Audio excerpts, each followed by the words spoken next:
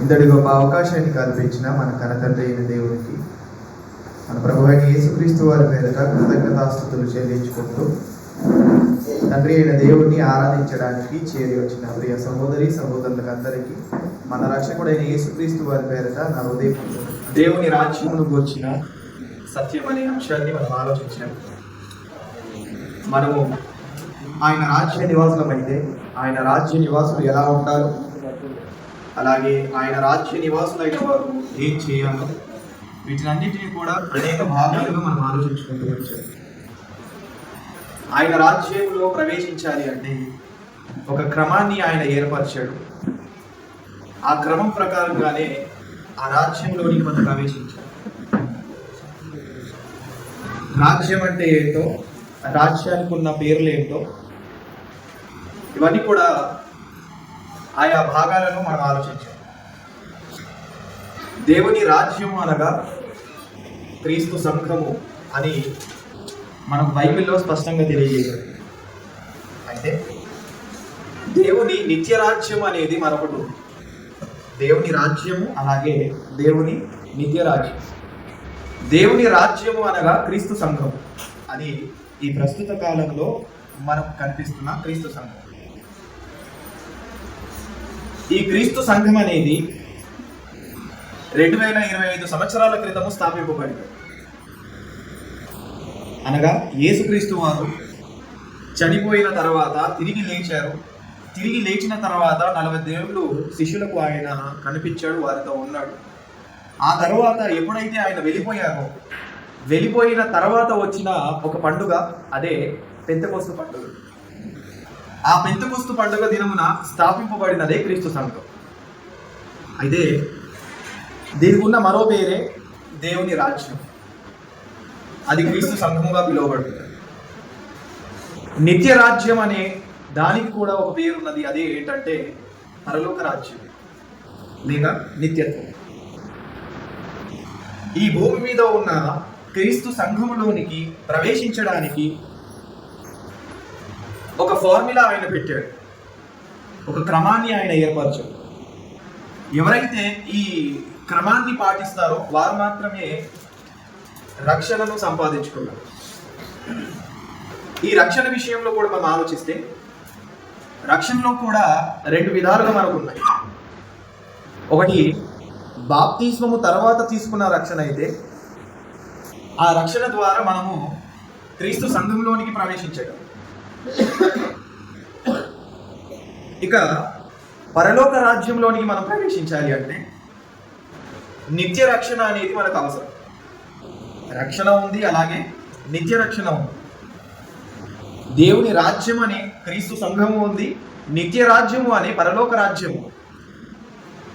క్రీస్తు సంఘములోనికి ప్రవేశించడానికి ఒక క్రమం ఉంది, నిత్యత్వం అనే ఆ పరలోక రాజ్యంలోనికి ప్రవేశించే ఒక క్రమం ఉంది.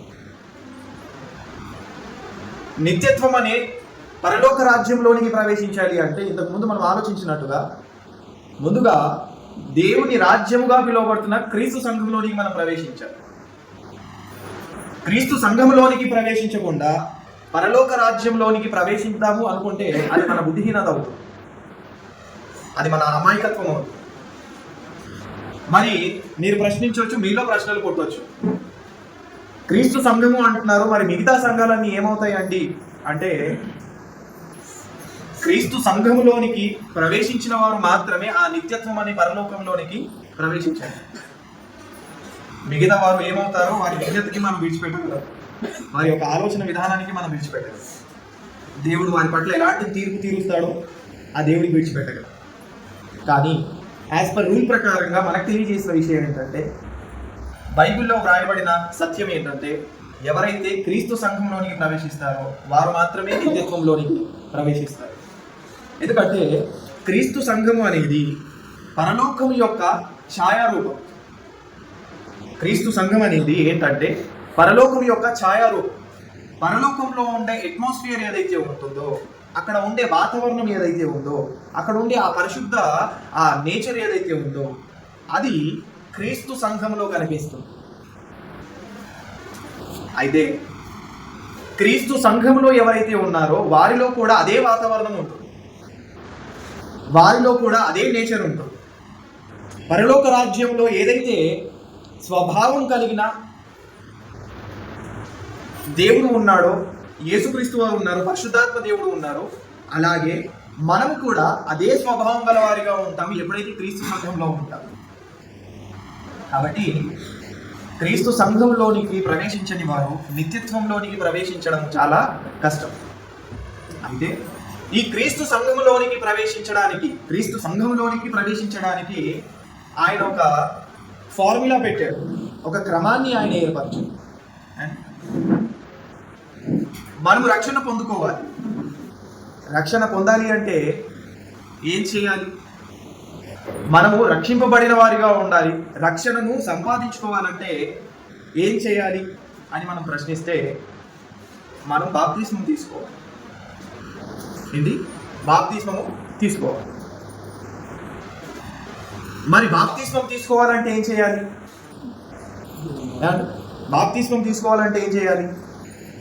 మారు మనసు పొందాలి. మారు మనసు మనకు కలగాలంటే ఏం చేయాలి?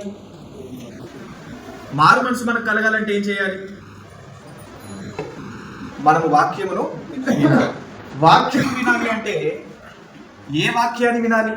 బైబిల్లో ఆదికాండం నుండి ప్రకటన గ్రంథం వరకు అన్ని వాక్యాలే. ఇక్కడ పాయింట్ ఏంటంటే మనం రక్షణ పొందాలి.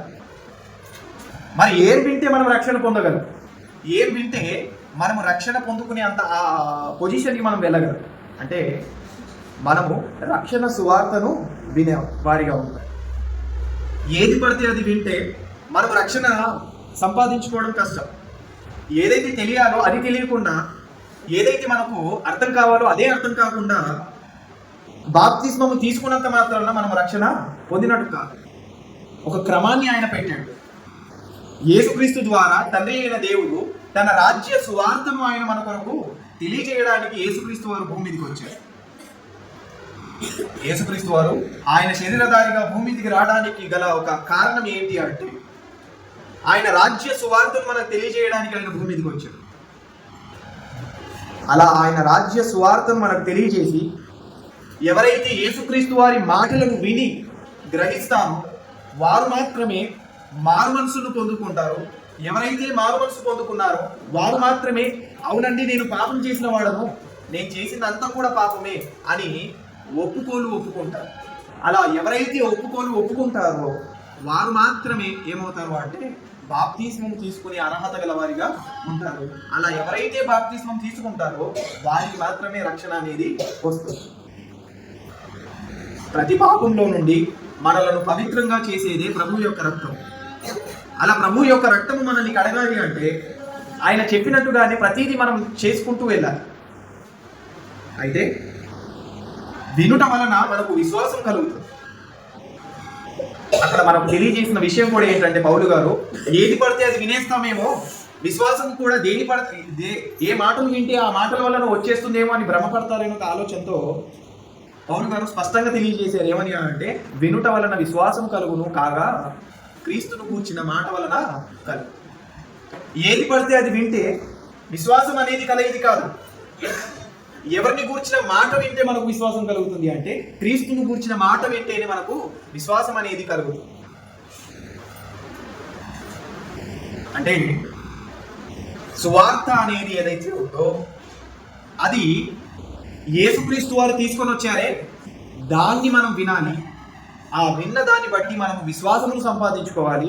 ఎప్పుడైతే మనలో విశ్వాసం కలుగుతుందో ఆ విశ్వాసం వలన మనం ఏం చేస్తామంటే మన మనసును మార్చుకుంటాము. మన మనసును ఎప్పుడైతే మార్చుకుంటామో మనం చేసినది తప్పు అనేది మనం ఒప్పుకుంటామో ఆ ఒప్పుకోలను బట్టి మనం ఏం చేయాలంటే బాప్తిస్మం తీసుకోవాలి. అప్పుడు బాప్తిస్మం తీసుకున్న ఆ మూమెంట్లోనే మనము రక్షణ అనేది పొందుకుంటాం. ఇది క్రీస్తు సంఘములోనికి ప్రవేశించే క్రమం. ఇంతకుముందు మనం ఆలోచించాం. ఏది పడితే అది వింటే రక్షణలోనికి మనం ప్రవేశించలేము. క్రీస్తు రాజ్య సువార్తను మనం వినాలి. ఆ రాజ్య సువార్తలో ఉన్న రెండు భాగాలే దేవుని రాజ్యమును గురించిన సత్యము, అలాగే యేసుక్రీస్తు వారి యొక్క నామం. ఫిలిప్పు గారు అదే కదా చెప్పి అందరికీ బాప్తిస్మం ఇచ్చారు. ఏది పడితే అది చెప్పేసి ఆయన బాప్తిస్మం ఇవ్వలేదు కదా. ఈరోజు చాలా మంది బాప్తిస్మం ఇచ్చే ఆ క్రమంలో ఏ మాటలు పడితే ఆ మాటలు చెప్పేస్తారు. యేసుక్రీస్తు వారు రక్షణ చేస్తాడు. ఇది ఆ తర్వాత దావీదు గారు ఎలాగైతే ఆశీర్వదింపబడ్డాడు, అబ్రహాం గారు ఎలాగైతే ఆశీర్వదింపబడ్డారు, ఆ ఫలానా వారు ఎలాగైతే ఆశీర్వదింపబడ్డారు, అలా మీరు కూడా ఆశీర్వదింపబడతారు అని ఒక ఆశీర్వాద వచనాలు చెప్పేసి బాప్తిస్మం ఇచ్చిన వారే ఈ రోజు చాలా మంది ఉన్నారు. అలాంటి దాని గురించి కాదు ఈ బాప్తిస్మం అనేది. మనం చేసిన పాపంలో నుండి విమోచనను సంపాదించుకోవడానికి ఏర్పరచబడినదే ఈ రక్షణ. మరి ఈ రక్షణ విషయంలో మనం ఏ విషయాలైతే చెప్పాలో, ఏ విషయాలైతే మనం తెలియజేయాలో అవి తెలియజేయకుండా బాప్తిస్మం ఇస్తే అది ఏమాత్రం కూడా బాప్తిస్మముగా ఆయన పరిగణింపబడదు అని చెప్తున్నారు. అయితే బాప్తిస్మం తీసుకోవడానికి నువ్వు తీసుకుంటావేమో కానీ రక్షణ మాత్రం నీకు రాదు. ఇక్కడ పాయింట్ ఏంటంటే మనం రక్షణ పొందుకోవాలి. ఈ రక్షణను మనం పొందుకోవాలి అంటే ఒక క్రమం అనేది ఏర్పరచాడు ఆయన. ఆ క్రమ ప్రకారంగానే మనం వెళ్తే రక్షణ పొందుకోవాలి. యాజ్ ఇట్ ఈస్ అలాగే నిత్యత్వం అనే ఆ మహాలోకమైన పరలోకంలోనికి మనం ప్రవేశించడానికి, ఇక్కడ క్రీస్తు సంఘంలోనికి ప్రవేశించడానికి ఎలాగైతే క్రమం ఉందో ఆ నిత్యత్వంలోనికి ప్రవేశించడానికి కూడా క్రమం ఉంది. మనము దేవుని వాక్యమును వినాలి, అనగా సువార్త వినాలి. ఆ సువార్త వినడం వలన విశ్వాసం కలుగుతుంది. ఆ విశ్వాసం కలగడం వలన మనకు మారుమనసు కలుగుతుంది. మారుమనసు కలగడం వలన మనం ఒప్పుకుంటాము. ఎప్పుడైతే ఒప్పుకుంటామో ఆ ఒప్పుకోలును బట్టి మనం బాప్తిస్మం తీసుకుంటాము. బాప్తిస్మం తీసుకున్న తర్వాతే అప్పుడు ప్రతి పాపంలో నుండి ప్రభు అయిన యేసుక్రీస్తు వారి యొక్క రక్తం మనం ఏం చేస్తుందంటే పవిత్రులుగా చేస్తుంది. అప్పుడు మనం రక్షణ పొందుతున్నాం. అయితే పేతురు గారు స్పష్టంగా తెలియజేశారు ఏంటి అంటే, మీరు బాప్తిస్మం ఎందుకు తీసుకోవాలి అంటే మీరు పాప క్షమాపణ నిమిత్తము బాప్తిస్మం తీసుకోవాలి. ఒప్పుకోవాలి కదా, నేను తప్పు చేశాను, నేను పాపం చేశాను, ఇన్ని రోజులు దేవుణ్ణి విడిచిపెట్టేసి నా సొంత ఆలోచనలు నేను ప్రయాణం చేశాను అని ఒప్పుకుంటేనే కదా బాప్తిస్మం వరకు మనం వెళ్ళగలం కదా. ఏం తెలియకుండా ఏమని ఒప్పుకుంటాం మనం ఇన్ని రోజులు ఏం పోగొట్టుకున్నాము అని మనం రియలైజ్ అయిన తర్వాత కదా ఒప్పుకుంటాము. ఒప్పుకోకుండా మనం ఏదైతే పొందుకోవాలో అది మనము అంగీకరించకుండా రక్షణలోనికి ప్రవేశించడం అనేది జరగదు. అందుకే మనము పాపంలో ఉన్నవారము, ఒకవేళ పాపంలో ఉన్నవారమైతే ఆ పాపంలో నుండి బయటపడాలి అనేదే దేవుని యొక్క ప్రణాళిక. యోహాను గారు రాసిన మొదటి పత్రిక 3వ అధ్యాయం 3 నుండి 5 వచనాలలో మనకు తెలియజేస్తున్న మాటను ఒకసారి జాగ్రత్తగా పరిశీలిస్తే, దేవుని రాజ్యముగా ఉన్న క్రీస్తు సంఘములోనికి ప్రవేశించడానికి ఒక క్రమాన్ని అక్కడ తెలియజేస్తున్నాడు. యోహాను గారు రాసిన మొదటి పత్రిక 3వ అధ్యాయము 3 నుండి 5 వచనాలు. ఆయన యందు ఈ నిరీక్షణ పెట్టుకొనిన ప్రతి వాడును ఆయన పవిత్రుడై ఉన్నట్టుగా తన్ను పవిత్రుడిగా చేసుకొను. పాపము చేయు ప్రతి వాడును ఆజ్ఞను అతిక్రమించును. ఆజ్ఞ అతిక్రమమే పాపము. పాపమును తీసివేయుటకై ఆయన ప్రత్యక్షమాయనని మీకు తెలియదు. ఆయన యందు పాపమేమీయు లేదు. ఆయన యందు నిలిచి ఉండు వాడెవడును పాపము చేయడు. పాపము చేయు వాడెవడును ఆయనను చూడను లేడని, అలాగే ఆయనను ఎరగలేడు. ఎవరైతే పాపం చేస్తారో, ఎవరైతే పాపము జీవితం కలిగి ఉంటారో వారు ఆయనని ఎరిగిన వారిగా ఉండలేరు. ప్రాచీన స్వభావం అలాగే ఉంది, నవీన స్వభావం కూడా అలాగే ఉంది. అంటే వారు బాప్తిస్మం అనేది క్రమంగా తీసుకున్నవారు కాదు. బాప్తిస్మం అంటేనే ఏంటంటే చనిపోవడము, సమాధి చేయబడము, తిరిగి లేవడం. మనము మన ప్రాచీన స్వభావాన్ని చంపేసుకుంటేనే కదా పాతి పెట్టగలం అండి. ఇప్పుడు ఒక వ్యక్తి ఉన్నాడు, కొన ప్రాణంతో ఉన్నాడు, తీసుకుని గోతులు పాతేస్తాము. మనం ఏం చేస్తాము? అతని ప్రాణం మొత్తము పోయేంత వరకు ఉంటాం అంతే. అప్పటి వరకు పాతి పెట్టాం. మనం పూర్తిగా చనిపోతేనే అప్పుడు ఏం చేస్తాం? మనం అప్పుడు తీసుకువెళ్ళి పాతి పెడతాం. మన ప్రాచీన స్వభావాన్ని పూర్తిగా మనం చంపేసుకోకుండా తీసుకొని వెళ్ళి పాతేసి తిరిగి లెగ్దాము అనుకుంటే అది జరగని పని. ఇక నేను చెప్పదలచిన విషయం ఏంటంటే, మనము మునుపు పాపం చేసిన స్వభావం గలవారిగానే ఉన్నాం. మునుపు మన జీవితం అంతా కూడా ఎలా ఉంది అంటే పాపభరితమైన జీవితంగా ఉంది. అయితే ఆ పాపముతో నిండుకున్న మనము ఆ పాపాన్ని మనం చంపేసుకొని మనలను మనము చంపేసుకొని, మన స్వభావములను మనం చంపేసుకొని పాతి పెట్టబడి తిరిగి మనం ఎలాగ లేగుస్తాము అంటే నూతనముగా లేగుస్తాం. దానిని నూతన జన్మ అంటారు. ఈ ప్రాచీన స్వభావం చనిపోకుండా మనం నూతనంగా జన్మించడం అనేది సాధ్యమా? ఏమండి? ఈ ప్రాచీన స్వభావాన్ని, ప్రాచీన లక్షణాలను మనం చంపేసుకోకుండా నూతనంగా జన్మించడం అనేది ఎవరి వలన కూడా కాదు. అందుకే ఆయన క్రమాన్ని చెబుతున్నాడు. ఏంటి అంటే, ఇదిగో మీరు ప్రాచీన స్వభావాన్ని చంపేసుకోవాలి, ఆ తర్వాతే నూతనముగా జన్మించాలి. నూతనంగా జన్మించే ప్రతి ఒక్కరు కూడా ఎలా జన్మిస్తారు అంటే ఇక మీదట పాపము చేసేవారిగా ఉండరు. అదే చెప్తున్నాడు, ఆజ్ఞ అతిక్రమమే పాపము. పాపము ఏదైతే ఉందో అది దేని వలన చేస్తున్నాము అంటే ఆజ్ఞను అతిక్రమించడం వలన చేస్తున్నాము. మనలో నుండి పాపము తీస్తున్న ఆ పరిశుద్ధుడైన రక్షకుడు, ఆయనలో ఏమాత్రము కూడా పాపము లేదు. ఆయన యందు నిలిచి ఉండి వాడు ఎవడును పాపము చేయడు. ఎవరైతే ఆయనలో నిలవరో వారు మాత్రమే ఏం చేస్తారు? పాపము చేస్తారు. వారిలో పాపం అనేది నిత్యము ఏలేదిగా ఉంటుంది. ఇప్పుడు మనలో పాపం ఏలుతుంది అంటే మనం తీసుకున్న బాప్తిస్మం అనేది క్రమముగా లేదు. సరి అయిన విధముగా ఆయనలో జీవించాలని ఒక ఆ సంకల్పంతో ఆయనలోనికి ప్రవేశించిన వారు కాదు.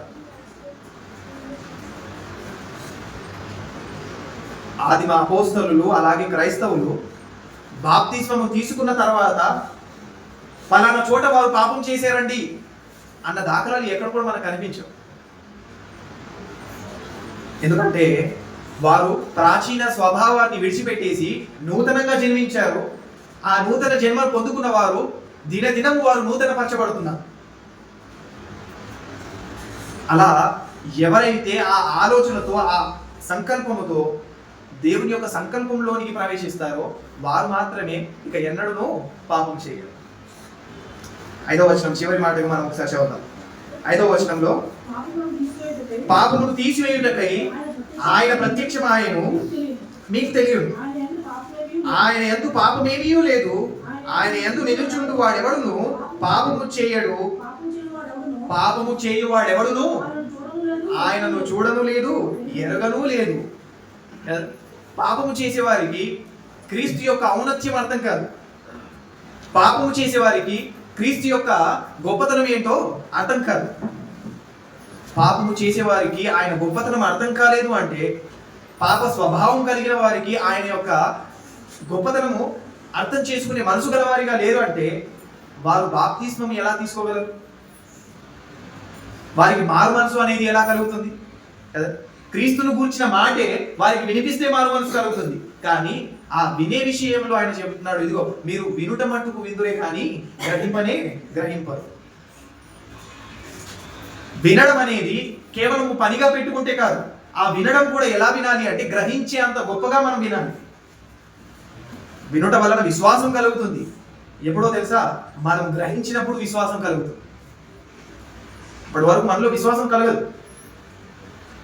అలా ఎప్పుడైతే విశ్వాసం కలుగుతుందో అప్పుడు మనం మారు మనసు పొందుకుంటాం.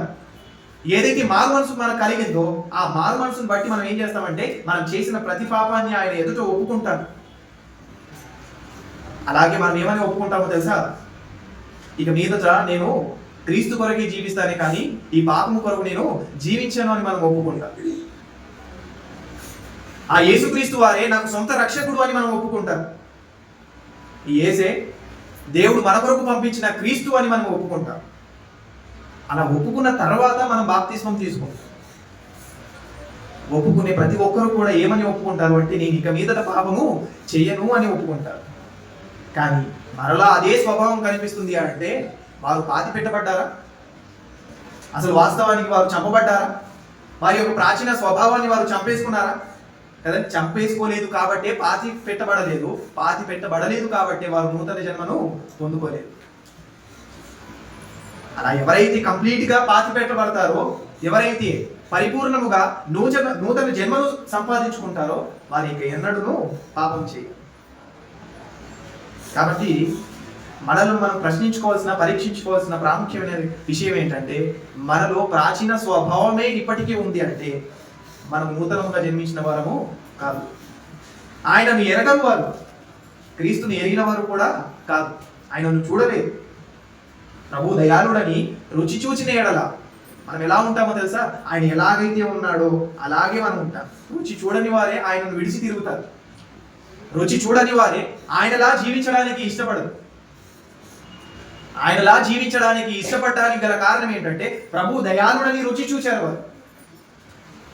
మనం కూడా ఆయన రుచి చూస్తేనే అప్పుడు ఆయన ఎరిగిన వారిగా ఉంటారు.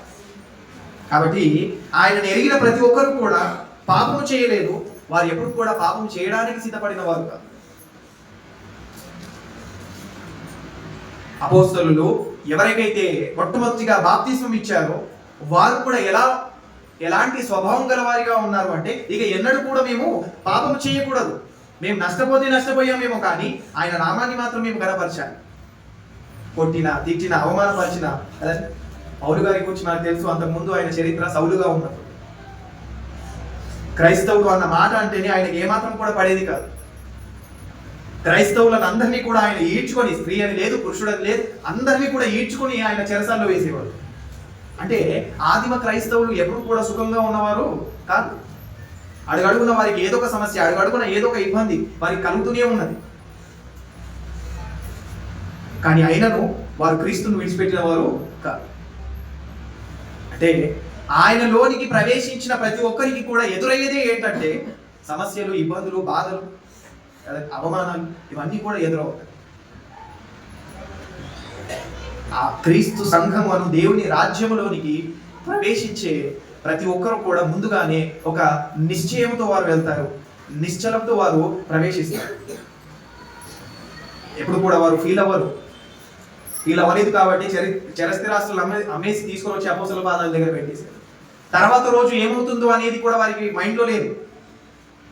తర్వాత రోజు అనేది ఏ విధంగా మారబోతుందో, మా స్థితి ఏమవుతుందో అనేది వారికి ఏం టెన్షన్ లేదు. ఎందుకంటే ప్రభు అయిన యేసుక్రీస్తు వారు చెప్పినట్టుగా మొదట ఆయన నీతిని, ఆయన రాజ్యమును వారు వెతికితే అప్పుడు తండ్రి వారికి ఏం కావాలో వాటిని అన్నింటినీ కూడా ఆయన సమకూరుస్తాడని వాగ్దానం చేశాడు. ఆకాశ పక్షులను చూడుడి, అవి వింతవు, కోయవు, కోట్లలో కూర్చుకునవు, కానీ పరలోకమందున్న తండ్రి ఏం చేస్తున్నాడో తెలుసా? వాటికి ప్రతిదినం ఎలాంటి ఆహారం కావాలో వాటిని సమకూరుస్తూనే ఉన్నాడు. అడవుల్లో సింహము పిల్లలు ఉంటాయి.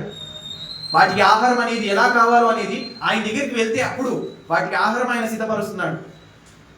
ఎవరైనా తీసుకొని వెళ్తున్నారండి ఆహారం? స్ట్రీట్ డాగ్స్ ఉన్నాయి ఈరోజు. ఎవరైతే డాగ్ లవర్స్ ఉన్నారో వారు తీసుకొని వెళ్ళి ఆయా ప్రాంతాలలో వారు పెడుతున్నారు. మరి అడవుల్లో ఉన్న జంతువులకు ఎవరు పెడుతున్నారు కదా? ఆ దేవుడే కదా వాటికి ఏర్పరుస్తున్నాడు, ప్రతిదీ వాటికి సిద్ధపరుస్తున్నాడు. వాటికి లేని చింత, ఎక్కువ చింత ఎవరికి వచ్చింది అంటే తిండి విషయంలో మనుషులకు వచ్చింది. కానీ వాస్తవానికి ఆయన పుట్టినది మనమా అవ్యా? ఆయన నుండి వచ్చిన వారు జంతువులా మనమా? మనమే కదా. మరి ఎక్కువ చింత ఎవరికి ఉండాలి? వాటికి ఉండాలి. ఎందుకంటే ఆయనలో నుండి రాలేదు కాబట్టి. కానీ వాటికి ఏ చింత లేదు. చింత మాత్రం ఎవరికి ఉంది? తిండి విషయంలో మనుషులకు ఉంది. ఆయనలో నుండి వచ్చిన వారికి అంత చింత ఉంది. అందుకే జనులు ఏమి తిందుమా, ఏమి త్రాగుతామా, ఏమి ధరించుకుందామా అన్న దాని విషయంలోనే మీరు సమయాన్ని వృధా చేస్తారు. కానీ మీరు మొట్టమొదటిగా ఆలోచించవలసిన దేని గురించి అంటే దేవుని నీతిని గురించి, ఆయన రాజ్యమును గురించి మీరు ఎప్పుడైతే ఆలోచిస్తారో అప్పుడే ప్రతిదీ కూడా మీరు సంపాదించుకుంటారు. ఆయన వాగ్దానం చేశాడు. అందుకే ఆదిమ అపోస్తలులైన కానివ్వండి, ఆదిమ క్రైస్తవులు కానివ్వండి, ఎప్పుడు కూడా తిండి విషయంలో వారు కంగారు పడిన వారు కాదు. తిండి విషయంలో వారు ఎప్పుడు కూడా దేవుని విడిచిపెట్టేసిన వారు కాదు. ఈరోజు చాలా మంది రాకపోవడానికి గల కారణం ఏంటంటే, ఆరాధనలో అటెండ్ కాకపోవడానికి గల కారణం ఏంటంటే కదా, ఏం తినాలి, ఏం త్రాగాలి, ఏం ధరించుకోవాలి అని ఒక తపన గల వారిగా ఉన్నారు కాబట్టి రావట్లేదు. దేవునిపై ఆధారం లేని వారిగా ఉన్నారు కాబట్టి, దేవునిని ఆనుకొని ఉండే జీవితం కాదు కాబట్టి వారిని వారు నమ్ముకొని ఏం చేస్తున్నారంటే నాశనకరమైన స్థితిలోనికి వెళ్ళిపోతుంది. దేవుని ఆనుకున్న వారు మాత్రమే ఏం చేస్తారంటే నిరంతరం ఆయనలో ఉండాలి, ఆయన సన్నిధిలో ఉండాలనుకుంటారు. కాబట్టి మనలను మనము ప్రశ్నించుకోవాలి, పరీక్షించుకోవాలి. ఏ ఆలోచనతో ఆయన రాజ్యంలోనికి మనం ప్రవేశిస్తున్నాం? నిజముగానే ఆయన రాజ్య సువార్త విని మనకు విశ్వాసం కలిగిందా? మనకు మారు మనసు కలిగిందా? మనం ఒప్పుకున్నామా? ఆ తర్వాత మనం బాప్తిసం తీసుకున్నామా?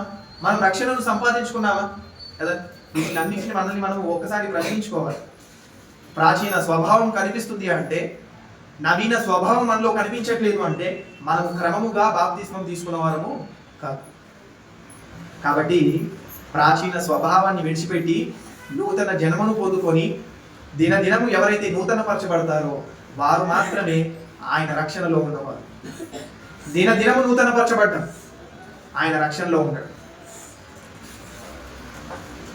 ఇది క్రీస్తు సంఘంలోనికి ప్రవేశించే ఒక క్రమం. నిత్యత్వం అని ఆ మహాలోకమైన పరలోకంలోనికి ప్రవేశించే క్రమం అంటూ ఒకటి ఉంది. దాని తర్వాయి భాగంలో మనం ఆలోచించడానికి ప్రయత్నం చేయాలి. కళ్ళు మూసుకొని ప్రార్థన చేస్తాం. మహోన్నతమైన మా కన్న తండ్రి, దేవ పరిశుద్ధుడా, మమ్మల్ని ప్రేమించి మాకు ఇచ్చిన ఈ గొప్ప అవకాశాన్ని బట్టి మీకు కృతజ్ఞతలు తండ్రి. దేవుని రాజ్యముగా ఉన్న క్రీస్తు సంఘములోనికి ఎవరైతే ప్రవేశించాలని మీరు కోరుకున్నారో వారికంటూ ఒక క్రమాన్ని మీరు ఏర్పరిచారు. మీ రాజ్య సువార్తను వినిన దాన్ని బట్టి మేము గ్రహించిన మేము విశ్వాసం కలిగి,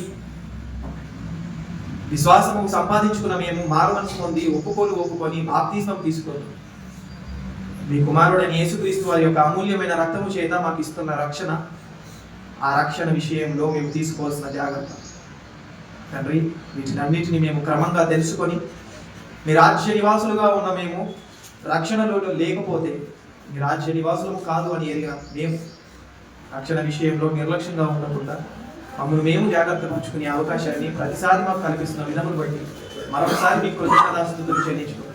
అలా రానై ఉన్న యేసుక్రీస్తు వారికి ప్రార్థన అడిగి వేడుకుంటున్నాం. ఆమేన్. అందరికీ